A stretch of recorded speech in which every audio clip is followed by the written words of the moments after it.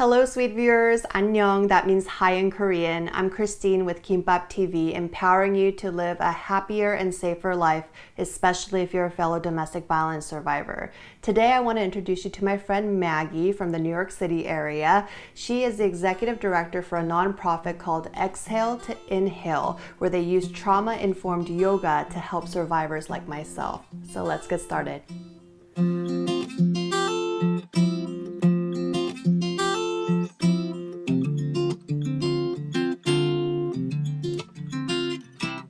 One of the first things that my therapist recommended to me when I started seeing her after my domestic violence relationship ended was yoga. She said I had to check out yoga. I said, no way, this is like not my type of workout.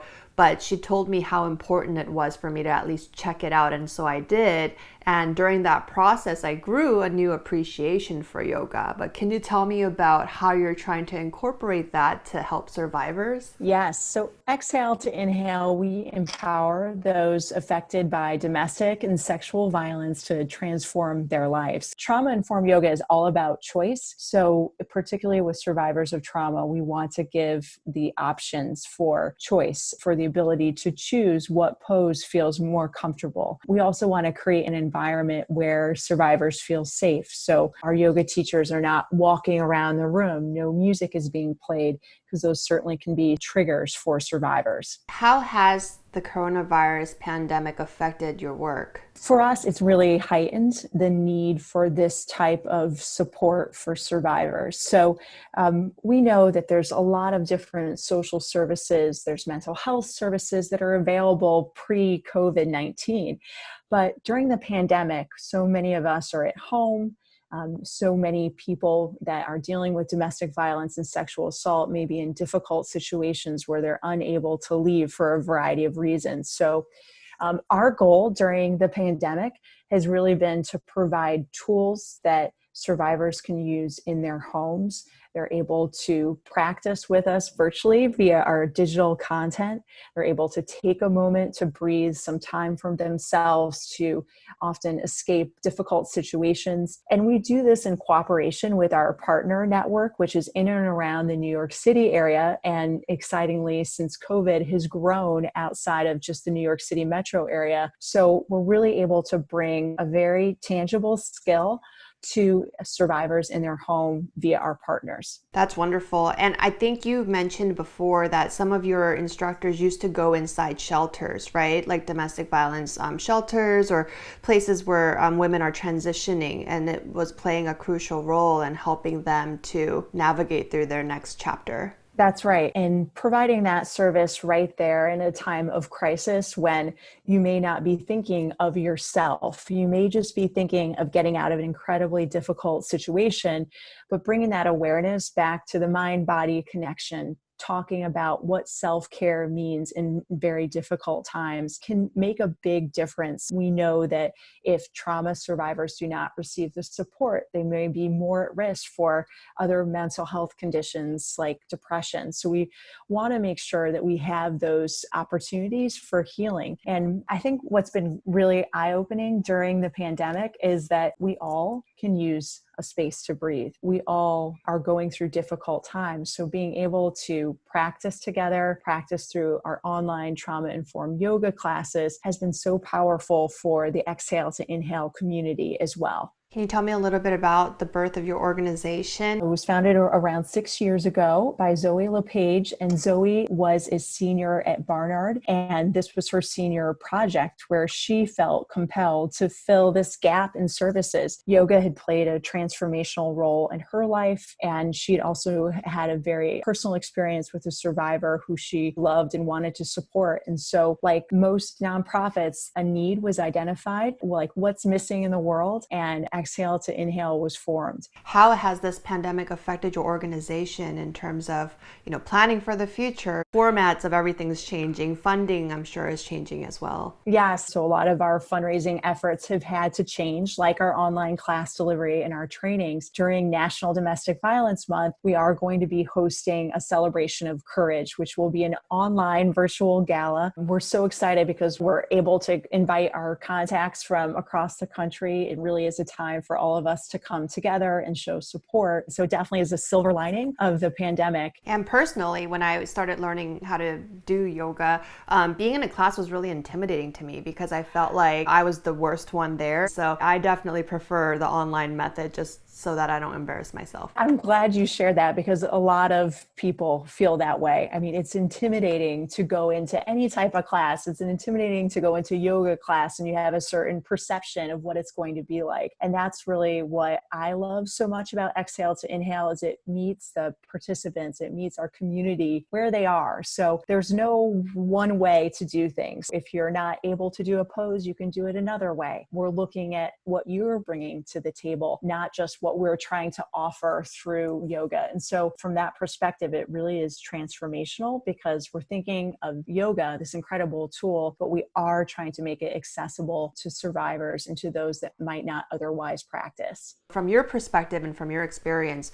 why is domestic violence and sexual assault awareness so important right now? There's a stigma around talking about it. You know, these things happen behind closed doors. There's a lot of other competing stressors, right? We have individuals that are losing their jobs. They're having struggles making their bills. But all of these different factors can sometimes increase the amount of domestic violence and sexual violence that we see. So we need to continue to talk about it and bring it to light because there are so many other competing challenges that we're all dealing with, but it doesn't take away from that this is certainly something that we need to focus on. Yoga forces you to slow down.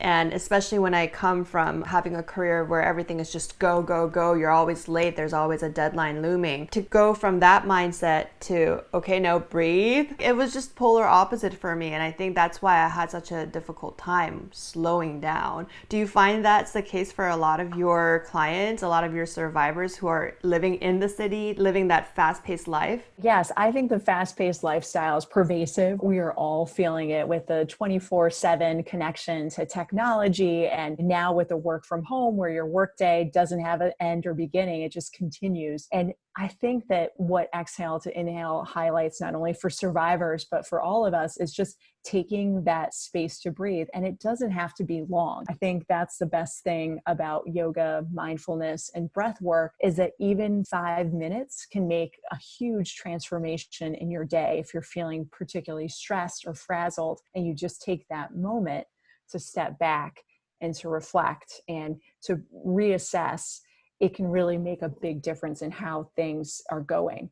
Any tips that you want to give to survivors that may not have thought about doing yoga as a way to heal? Yes, you deserve to heal. You deserve to have this space and time, and you deserve to make the time for yourself. So I think often self-care is overlooked for all of us, but particularly for survivors who are struggling sometimes with reoccurring pain in a variety of emotional and physical ways. And so by taking this time for yourself, you not only are helping your current self, but where you want to go for the future. And how can the general community help, during this time, especially survivors and especially nonprofits like yours that are trying to help survivors? Be aware that survivors are among us. I think that's one of the more critical things. If you look at the statistics, we know that there are survivors everywhere. It cuts every gender, class, socioeconomic status, and culture. And so I think that awareness, which is what we're trying to promote through our trauma-informed training, is be sensitive to others, be mindful of what others are going through. And I think with that awareness comes big change. It's a small shift of recognizing that survivors are among us, the challenges are there, and we may not be able to fix everything, but we certainly can provide some level of support or an opportunity to change and welcome other individuals in their experiences. Perfect. Anything else you would like to add or share? New York is such an understanding community for post-traumatic stress just because of 9/11. And that really opened up the eyes of New Yorkers, and hence a lot of the responses, everyone understood what trauma was. That shared understanding is so powerful. And so there is that sensitivity there already. Wow, I didn't think about that part of it. I think the other thing is, like, because of 9/11, more awareness was brought to what post-traumatic stress disorder is, because it could happen to anyone. Before, it had been sort of bucketed that it can only happen to you if you've been through this, or it can only happen if you're this kind of person. And then when 9/11 happened, there was a different understanding of what post-traumatic stress disorder was. And I think that allowed and motivated a lot of the additional research that was happening around trauma, because it's certainly always been done, but it's not been at the forefront on everyone's mind. That helped motivate the work with veterans. Vietnam veterans were stepping forward during the Iraq and Afghanistan conflicts because their PTSD hadn't been diagnosed. So there's so much progress that is sad, but it is hopeful in some ways too, because it became a more common term. More people understood what it was, and more people felt comfortable coming forward and acknowledging their trauma.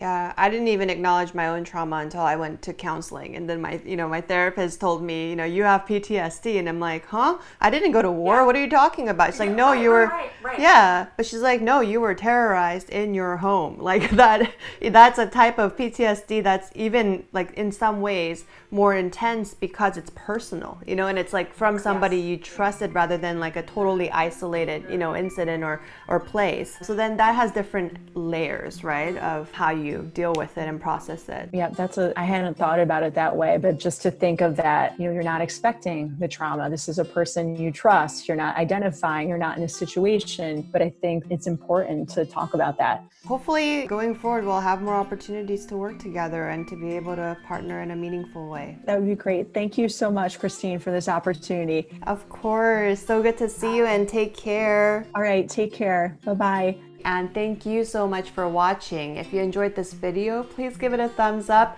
share it with someone you know, and subscribe to my YouTube channel. Until my next video, take great care of yourselves. Bye.